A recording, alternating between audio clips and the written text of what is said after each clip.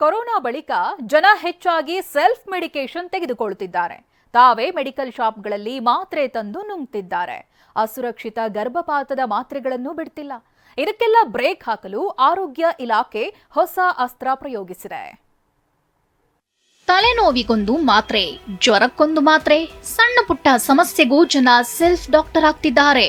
ಹಳೆ ಪ್ರಿಸ್ಕ್ರಿಪ್ಷನ್ ತೋರಿಸಿ ಆಂಟಿಬಯೋಟಿಕ್ ಮಾತ್ರೆಗಳನ್ನ ಸೇವಿಸುತ್ತಿದ್ದಾರೆ. ಇದಕ್ಕೆಲ್ಲ ಬ್ರೇಕ್ ಹಾಕಲು ಆರೋಗ್ಯ ಇಲಾಖೆ ಮುಂದಾಗಿದೆ.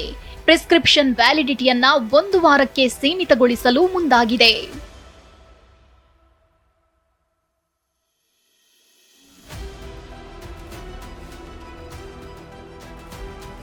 ವಿಷಯ ಏನಂದ್ರೆ, ಆಂಟಿಬಯೋಟಿಕ್ ಮಾತ್ರೆ ಸೇವನೆಯಿಂದ ದೇಹದಲ್ಲಿ ಡ್ರಗ್ಸ್ ರಿಜಿಲೆಸನ್ಸ್ ಕಂಡು ಬರ್ತಿದೆ. ಜನ ರೋಗ ನಿರೋಧಕ ಶಕ್ತಿಯನ್ನೇ ಕಳೆದುಕೊಳ್ತಿದ್ದಾರೆ. 70% ಮಂದಿ ಆಂಟಿಬಯೋಟಿಕ್ ಮಾತ್ರೆಗಳ ದಾಸರಾಗಿದ್ದು ವೈದ್ಯರು ಕಳವಳ ವ್ಯಕ್ತಪಡಿಸಿದ್ದಾರೆ.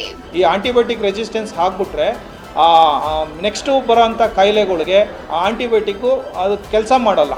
ಸೊ ಹಂಗಾಗಿ ಈ ಸಲಹೆ ಇಲ್ಲದೆ ತೊಗೊಂಡ್ರೆ ಈ ಥರ ಎಲ್ಲ ಪ್ರಾಬ್ಲಮ್ ಆಗುತ್ತೆ. ಇನ್ಕಂಪ್ಲೀಟ್ ಟ್ರೀಟ್ಮೆಂಟು, ಇಂಪ್ರಾಪರ್ ಡೋಸು, ಸರಿಯಾಗಿ ನಾವು 500 ಮಿಲಿಗ್ರಾಮ್ ಅಂತ ಡೋಸ್ ಬರ್ತಿದ್ರೆ ಅವರು 250 ಮಿಲಿಗ್ರಾಮ್ ತೊಗೊಳ್ಳೋದು, ಇಲ್ಲ ನಾವು 3 ಟೈಮ್ ತೊಗೊಳ್ಳೋದು ಅಂತ ಹೇಳಿದ್ರೆ ಅವ್ರು 1 ಟೈಮ್ ತೊಗೊಳ್ಳೋದು, ಇಲ್ಲ 5 ದಿನ ತೊಗೊಳ್ಳಿ ಅಂತ ಹೇಳಿದ್ರೆ ನಾವು ಅವ್ರು 3 ದಿನ ತೊಗೊಳ್ಳೋದು.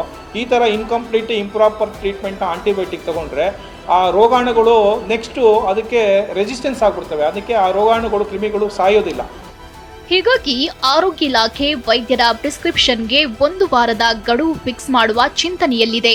ಪ್ರಿಸ್ಕ್ರಿಪ್ಷನ್ ಇಲ್ಲದೆ ಮಾತ್ರೆ ನೀಡಲು ಬ್ರೇಕ್ ಹಾಕ್ತಿದೆ. ಚೀಟಿ ಇಲ್ಲದೆ ಮಾತ್ರೆ ಕೊಟ್ರೆ ಮೆಡಿಕಲ್ ಶಾಪ್ ಲೈಸೆನ್ಸ್ ರದ್ದು ಮಾಡಿ ಕಾನೂನು ಶಿಕ್ಷೆಗೆ ಒಳಪಡಿಸಲು ಸೂಚನೆ ನೀಡಲಾಗಿದೆ. ಆದರೆ ಅದು ಏನು ರೂಲ್ಸ್ ಪ್ರಕಾರ ಇದೆ ಅದನ್ನು ನೀವು ಮಾಡಿ ಸ್ಟ್ರಿಕ್ಟ್ ಆಗಿ ಮಾಡಬೇಕು ಅಂತ ನಮ್ಮ ಡ್ರಗ್ಸ್ ಕಂಟ್ರೋಲ್ ಡಿಪಾರ್ಟ್ಮೆಂಟ್ಗೆ ಹೇಳಿದ್ದೀನಿ. ಸೊ ಅವರು ಈಗ ಅದನ್ನೆಲ್ಲ ಕಡೆ ಫಾರ್ಮಸಿಗಳಲ್ಲಿ ಮತ್ತು ಮೆಡಿಕಲ್ ಸ್ಟೋರ್ಗಳಲ್ಲಿ ಅದನ್ನು ಸ್ಟ್ರಿಕ್ಟಾಗಿ ಮಾಡೋದಕ್ಕೆ ಎಲ್ಲ ಅವರು ನೀವು ಕಂಟ್ರೋಲ್ ಮಾಡಬೇಕು ಅಂತ ಹೇಳಿದ್ವಿ. ಆರೋಗ್ಯ ಇಲಾಖೆಯ ಈ ಜಾಗೃತಿ ಅದೆಷ್ಟರ ಮಟ್ಟಿಗೆ ಸಕ್ಸಸ್ ಆಗುತ್ತೆ ಕಾದು ನೋಡಬೇಕು. ವಿನಯ್ ಕುಮಾರ್ ಕಾಶಪ್ಪನವರ್, TV9 ಬೆಂಗಳೂರು.